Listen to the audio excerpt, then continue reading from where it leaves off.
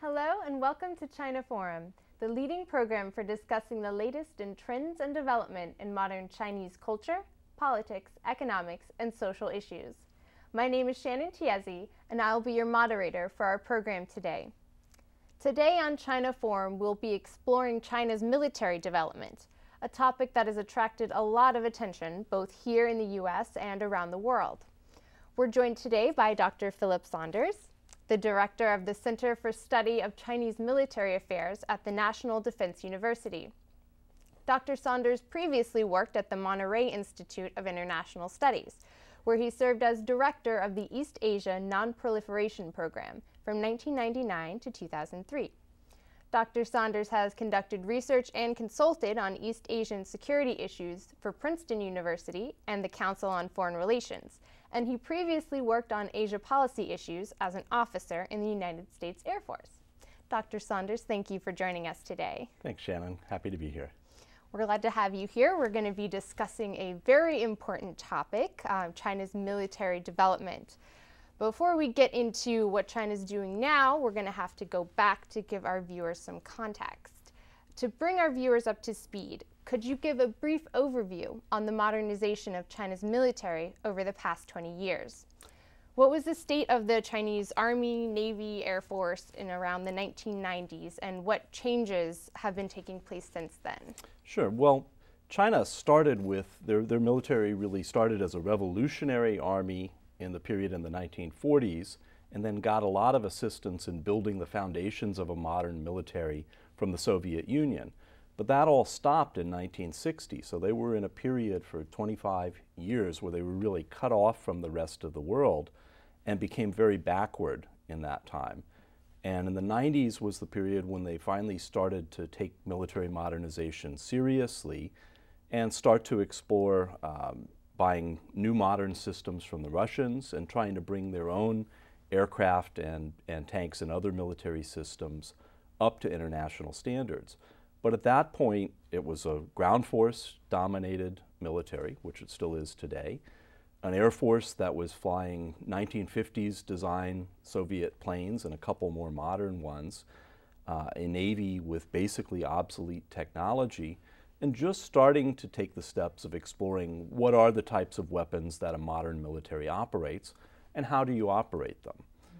They really got a shock with looking at the US military's performance in the Gulf War in 1991, where the US faced an Iraqi military that was operating better hardware than China had, and we took them apart very, very quickly. I was in the Air Force at the time and was watching that with great interest. So for the US it was great, but for China it really was a shock to the system that if the US can take out Iraq like that, what could they do if we ever got in a conflict between the US and China? And that was really one of the first spurs for military modernization. They started by buying some new systems from the Russians, and of course after Tiananmen Square in 1989, the door to the United States or to European arms sales was basically closed. So they kind of followed a two-track approach. One was to buy a number of modern weapon systems from Russia, so Su-27 fighters, which are pretty advanced fighter at that time, Kilo-class submarines, some advanced destroyers, and a range of other technologies to enable them, including transport planes. And at the same time, they were trying to build their own defense industry up to modern standards. So they went with the Soviet and Russian systems to learn how to operate modern systems, and then tried to get their own defense industry going to produce things on that level. So it seems like China's been doing a lot of work on their military Yes. in a fairly short amount of time. So during this period of development, how would you say their strategy for modernizing their armed forces compares to other countries, particularly other countries who are also going through periods of development? Well, I think the strategy's been the same in the sense that you try to acquire advanced technologies and advanced systems to help your own defense industry catch up. This is what Japan has tried to do. This is what India has tried to do. and you try to use co-production deals, which is what China started doing with the Su-27 fighter. They bought some complete aircraft, and then they worked with Russian technicians to learn how to assemble Russian-built kits, and then gradually started learning how do we build all the parts of this. And in fact, they got to a point where they canceled the contract with the Russians to put together or assemble the planes and started building their own domestically designed copy. So that's a fairly common pattern. I think the difference is that Chinese defense industries have made much more rapid progress than most other countries have. When Japan tried this with its F-2 fighter, they wound up with a plane that cost a lot more than expected. They built fewer of them, and it was a little less capable than the F-16, which was basically what it was modeled after. When India has tried this, it's been sort of the same story. You spend a lot more to get the factory going, you wind up with a plane that's less capable. But in China's case, they've been able to integrate their own domestic designs, incorporate foreign technology and design elements, and at this point, their defense industry is producing systems which are pretty capable, not necessarily state-of-the-art, but they're at the level that most modern advanced militaries are operating. So they've had more success in doing that, I think, than their neighbors. Okay. In terms of the new technologies, maybe like new aircraft and new naval ships that they're pursuing, new capabilities, are there any differences, things they might be more or less interested in than their neighbors or other developing countries? Well, I think their modernization, initially was focused on what do you need to be a modern military, and how do you learn to operate advanced jet fighters and advanced submarines and advanced ships. I think there have been a couple things that have sort of focused their trajectory. One is Taiwan, and as they have seen democratization in Taiwan and the emergence of a Taiwan independence movement that sometimes has taken power on the island, that has alarmed them and focused their modernization. So in 1995 and 96, there was a crisis in the Taiwan Strait. President Clinton sent 2 carriers, and from that point on, they basically came to the conclusion that if there was a crisis over Taiwan, they had to be prepared to deal with the U.S. military. And so that has been a spur for their military modernization. They've focused a lot on systems and concepts that we in the West call anti-access area denial, what China calls counter-intervention capabilities.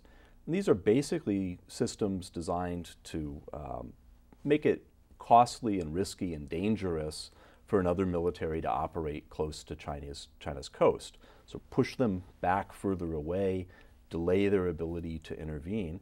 And a lot of that is shaped really by the Taiwan scenario, which has been the main driver for modernization. The question now, I think, is whether we're starting to see a Chinese military with broader ambitions. They're now operating counter-piracy missions in the Gulf of Aden. They deployed to Libya to help evacuate Chinese citizens. They're engaged in territorial disputes in the South China Sea, parts of which are more than 1,000 kilometers away from China's coast. So they're starting to have military missions that require them to operate further away, and that is having an effect on their modernization. I know new President Xi Jinping has mentioned that the military should be prepared to take on what he called new historic missions, and you mentioned what could be taken as some examples of that. As the military continues to grow, do you think they'll keep taking on new functions and these sorts of new missions? And if so, where can we expect to see changes occurring? That's a great question, and it's one that's being debated in China today. I think it is still the case that the Taiwan contingency, the possibility of Taiwan declaring independence and leading to a conflict where the PRC felt they had to use military force and deal with the United States. I think that's still the high-end contingency for Chinese force development, training, and military planning.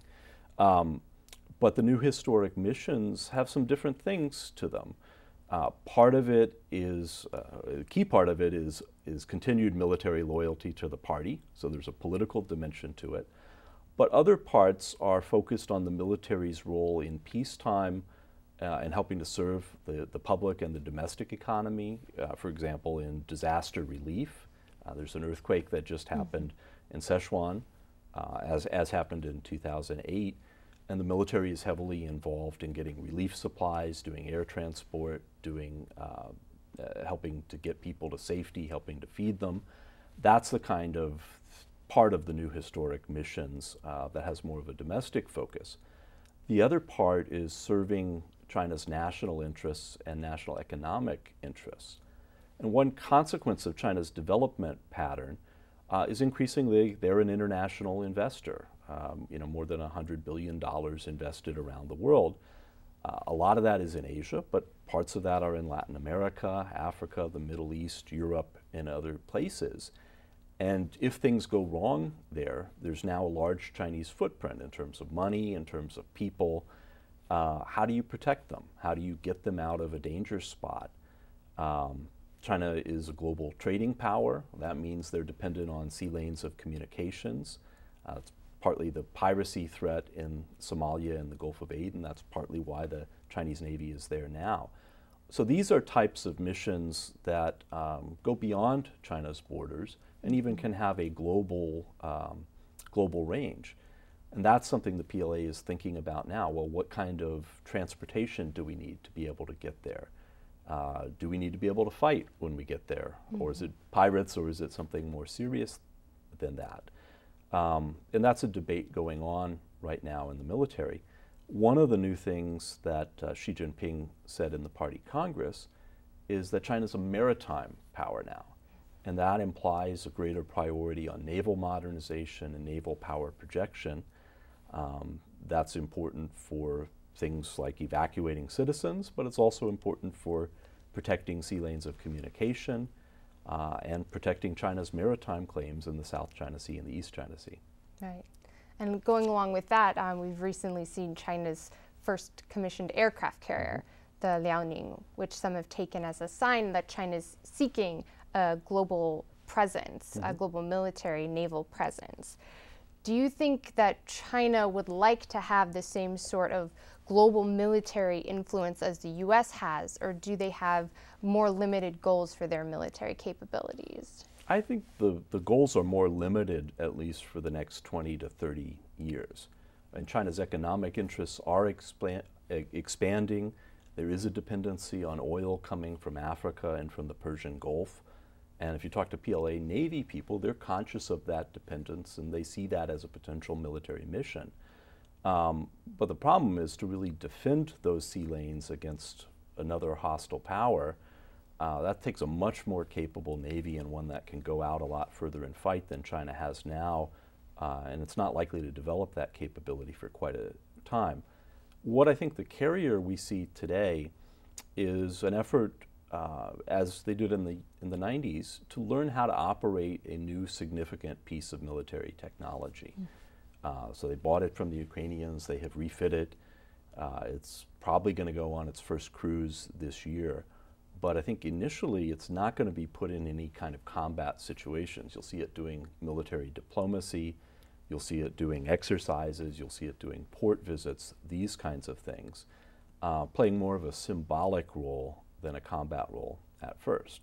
But they've also talked about building a second carrier, which would be an indigenous Chinese design. And I think we could expect that to be more focused on combat missions. Nevertheless, all that said, I think it's going to be a long time before you see a Chinese Navy operating like the US Navy does, with a regular carrier presence in all the major oceans of the world. I don't think that's their ambition, nor will they have the capabilities to do that for several decades.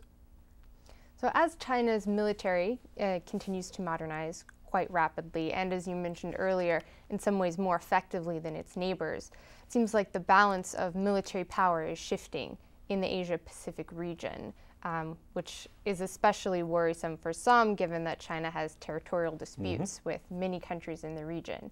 So what implications does China's military development have for regional security issues in the area? Well, I think it has a lot to do, a lot of implications for them. There's kind of two pieces of this. One is the sense of what capabilities does the Chinese military have? What's their hardware? What's their training? How effectively can they operate? And the second is the sense of how China's civilian leaders will decide to use this power. And both those pieces matter. In the mid-90s, China occupied Mischief Reef in the South China Sea, had the military exercises in the waters near Taiwan in 95 and 96, and they really, really alarmed their neighbors.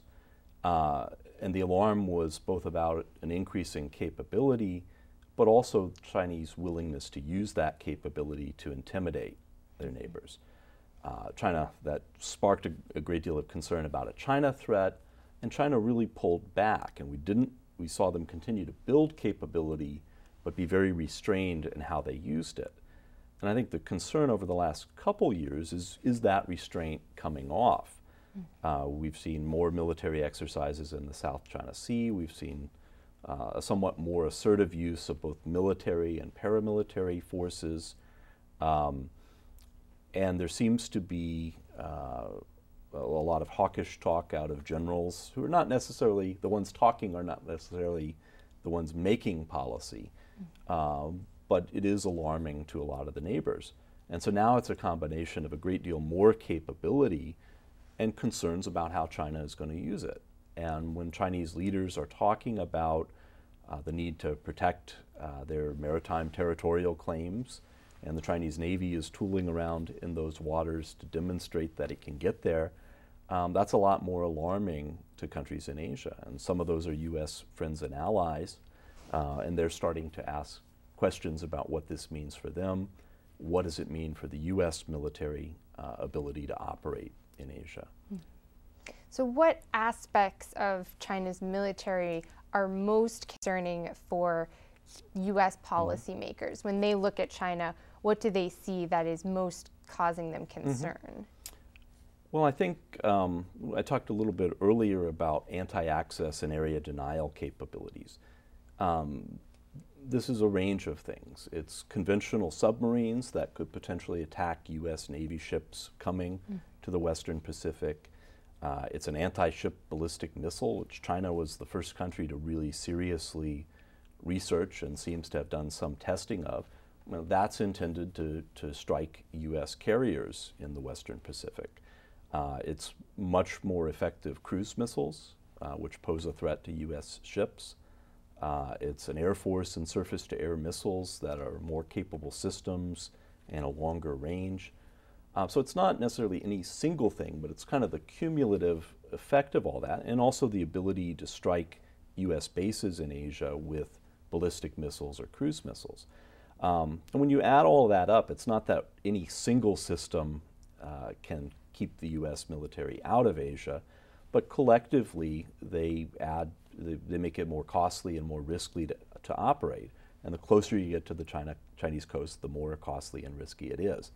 And I think that kind of cumulative effect of all those systems is what has U.S. military planners worried, doing a variety of things to try to respond to that. So it's not any single system, but it's how all the things work together and how it might play out in the unlikely event of a conflict. Right.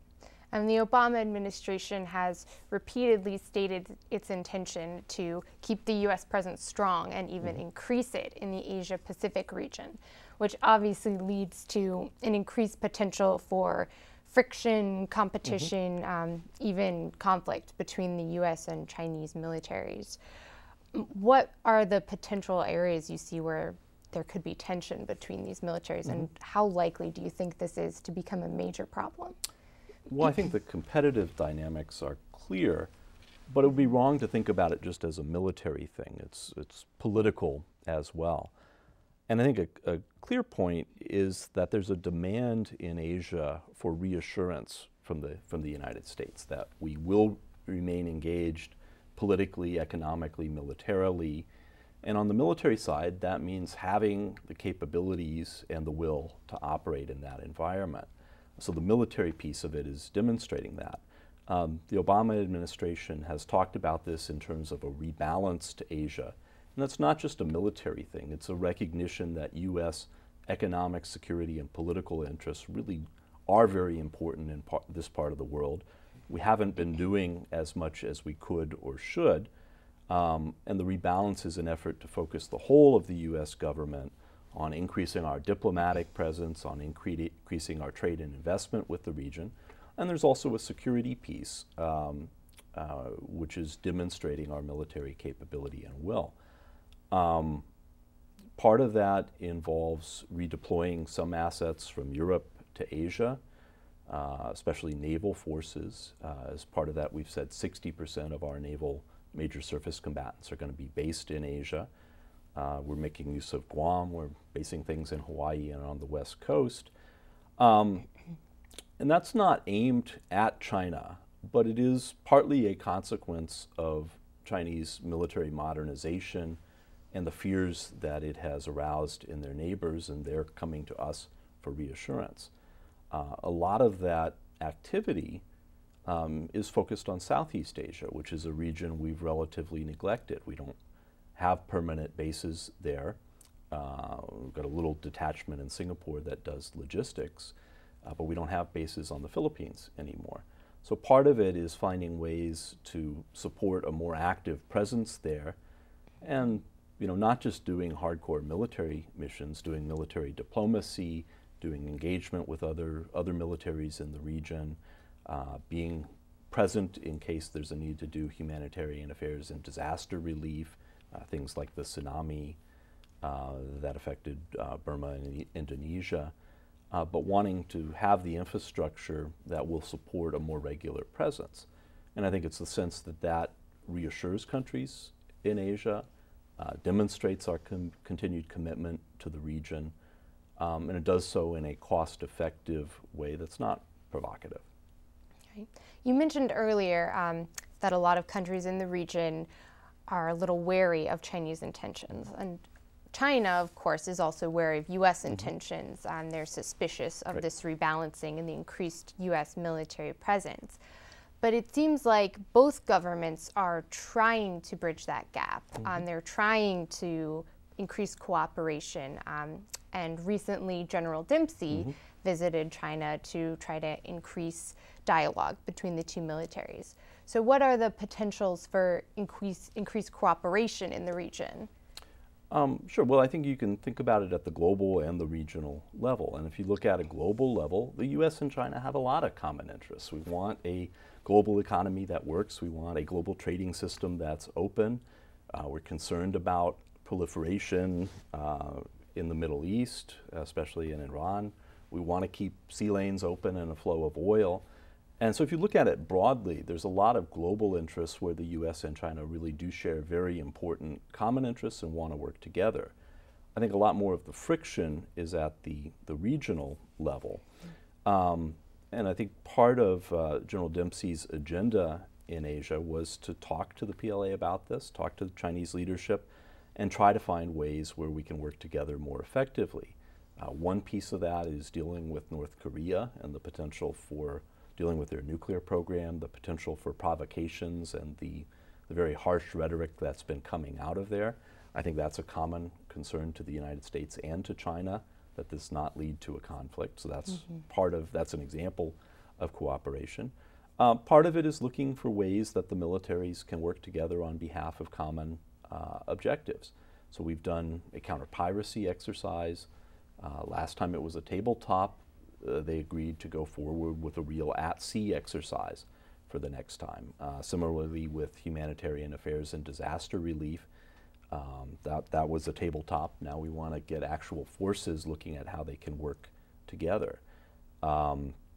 We have invited China to participate in the next RIMPAC exercise in 2014.